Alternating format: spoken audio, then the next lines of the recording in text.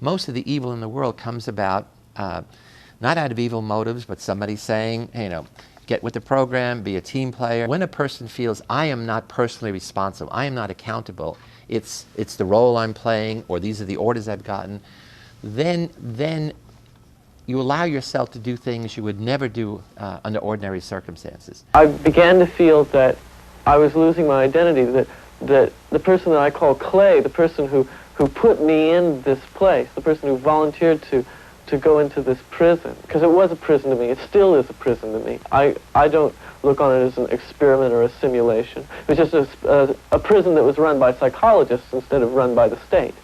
I had really thought that I was incapable of this kind of behavior.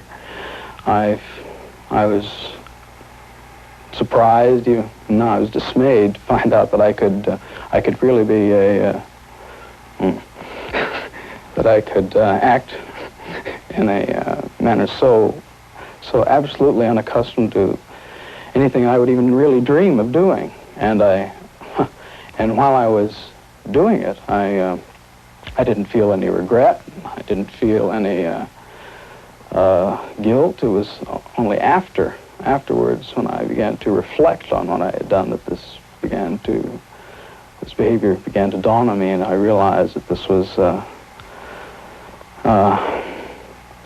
part of me I hadn't really noticed before. I feel so up inside. I feel really up inside. You don't know. I gotta go.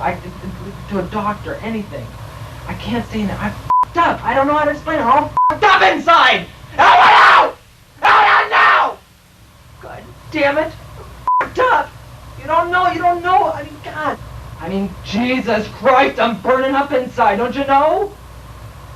I just can't take it. The scene you just saw, it was at the end of only 36 hours into this study. Each day after that, another prisoner had a similar reaction. And so at the end of 5 days, we had 5 kids we chose because they were normal and healthy, having emotional breakdowns. You put a uniform on and are given a role, a job, saying your job is to keep these people in line, then you're certainly not the same person as if you were in street clothes and in a different role. You really become that person once you put on that khaki uniform, you put on the glasses, you take the nightstick, and you act the part. That's your costume, and you have to act accordingly when you put it on. It harms me. Why? I mean harms. I mean in the present tense, it harms me. How did it harm you? How does it harm you? Just to think about it? You mean that people can be like that? Yeah. It let me in on some knowledge that I've never experienced firsthand. I've read about it. I've read a lot about it. But I've never experienced it firsthand. I've never seen someone turn that way. And I know you're a nice guy. You know? You Do you understand? I do. I do know you're a nice guy. Then why, I don't get bad because I know what you can turn into. It surprised me that no one said anything to stop me. No one said, Carmen, you can't say those things to me. Those things are sick. Nobody said that. They just accepted what I said. I said, go tell that man to the face he's the scum of the earth, and they'd do it without question. They'd do push-ups without question. They'd sit in the hole. They'd abuse each other. And here they're supposed to have they're supposed to be together as a unit in jail, but here they're abusing each other because I requested them to, and no one questioned my authority at all. And it really shocked me. Why didn't people, when I started to abuse people so much, I started to get so profane that, and still people didn't say anything.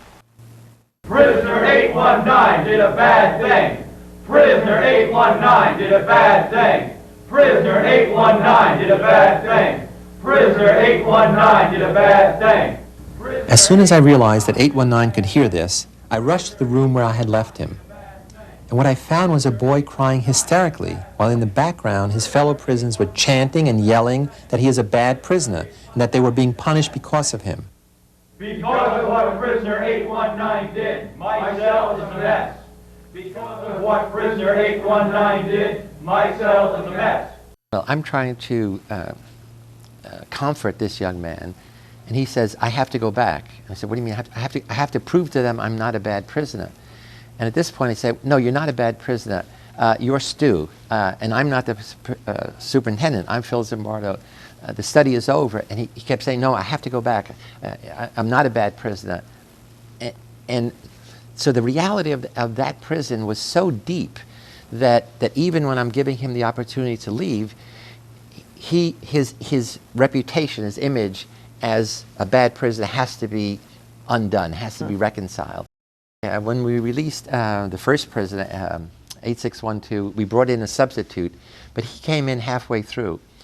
And what's interesting is, day by day, as the situation degraded, we all adjusted to it. That is, each day's level of violence, of abuse, was a platform for the next day.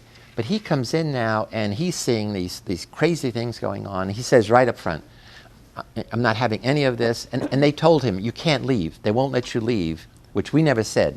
In fact, 8612 was the one who told him, they won't let you out. And so he says, I'm going to go on a hunger strike. I'm not going to eat anything. I'll get sick and they'll have to let me go. And he's a skinny kid to begin with. And the guards go crazy because he's now the symbol of resistance. All the other kids are broken. If they're not having emotional breakdowns, they're like zombies. They're doing whatever the guard said. And for the next 2 days, every guard on every shift, their mission is get this prisoner to eat those damn sausages.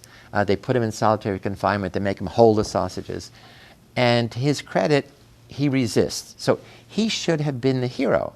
He should have been the hero for the other prisoners. Instead, he becomes a troublemaker. The guards set the other prisoners against him. They said, if he doesn't eat the sausages, you don't get your visiting hours. If he doesn't eat the sausages, you guys don't get your blankets. If he doesn't eat the sausages, we're going to put your blankets in nettles and spurs, and you're going to spend hours digging them out. So they start jumping all over him.